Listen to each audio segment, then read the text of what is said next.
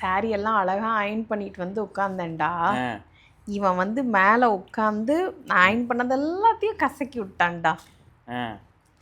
பொங்கல் அனைவருக்கும் போகி திருநாள் நல்வாழ்த்துக்கள். ரைட்டு.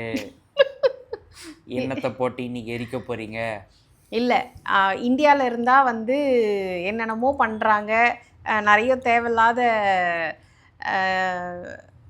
இவன்கிட்ட எனக்கு எது சொல்றதுக்கும் பயமா இருக்கு. தேவையில்லாதுன்னா நீயே தேவையில்லாதது அப்படின்னு என்னையே கொண்டு போயிருவான் இவன். அதனால எனக்கு பயமா இருக்கு. இல்லடா, பழைய பாய் அப்படி இப்படின்னு எதையாவது வந்து கொளுத்துவாங்க. ஒரு ஐடியா, எல்லாரும் வந்து ஒன்று பழைய புக்கை வந்து கொளுத்துவாங்க, இல்லாட்டா வந்து பழைய பில்லு கொளுத்துவாங்க, இல்லை பழைய பேப்பர் கொளுத்துவாங்க. நம்ம ஏன் டிஃப்ரெண்ட்டாக இப்படி பண்ணக்கூடாது?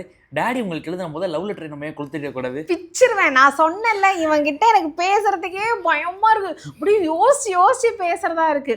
ஆக்சுவலாக நான் என்ன பண்ணுவேன் போகிக்கு அப்படின்னா, வீட்டில் பழைய பில் இருக்கும் பார்த்தீங்களா, நம்ம பே பண்ண பில், இந்த கிரெடிட் கார்டு வாங்கினா அந்த பில் பே பண்ண அந்த பில்ஸ் எல்லாம் இருக்கும் இல்லையா, அந்த பில்லு, காய்கறி வாங்கின பில்லு, அந்த மாதிரி ஏதாவது வேஸ்ட் பில்லெல்லாம் அப்படியே கொஞ்சம் சேர்த்து வச்சு அந்த பில்லெல்லாம் வந்து லைட்டாக ஒரு 4-5 பில்லு சேர்த்து கொளுத்தி போகி அப்படி சொல்லிட்டு முடிச்சிருவேன். இன்றைக்கி சாயந்தரம் வந்து விளக்கேற்றணும் அப்படின்ற மாதிரி சொல்லியிருக்காங்க. ஸோ அதனால் எல்லாரும் குலதெய்வத்தை நினச்சி இன்றைக்கி சாயந்தரம் உங்கள் வீட்டில் ஒரு 6 மணி போல் விளக்கேற்றி விட்ருங்க. இந்த குலதெய்வத்தை நினச்சி வந்து நான் இது ஏற்றுறேன், நெருப்பு ஏற்றுறேன்னு சொல்லிட்டு நான் என் புருஷனை நினச்சிக்கிட்டேன். என் புருஷன் தான் எனக்கு குலதெய்வம்னு மாதிரியா நான் மொக்க ஜோக்கெலாம் போட்டீங்க. நான் அப்படிலாம் யோசிக்கவே இல்லை 1% கூட. ஆனால் நீ தான் எனக்கு லீடு எடுத்து கொடுக்குறேங்க பற்றியா. மம்மி வந்து பொங்கலுக்கு வந்து மருதாணி கோன்லாம் வாங்கி வச்சுக்கலாம் அப்படின்னு பிளான் பண்ணியிருக்கேன்.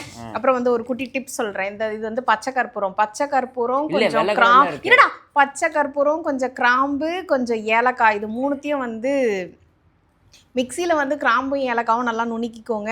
பச்சை கற்பூரத்தை மிக்சிலெலாம் போட்டுறாதீங்க, சும்மா அப்படி கையில் நுணுக்கி அட்லீஸ்ட் வீக்லி ஒன்ஸாவது நீங்கள் ஏற்றுற அந்த எண்ணெயில் வந்துட்டு இந்த 3த்தையும் லைட்டாக மிக்ஸ் பண்ணி அப்படி ஏற்றுனீங்க அப்படின்னா நல்லது அப்படின்னு சொல்லுவாங்க.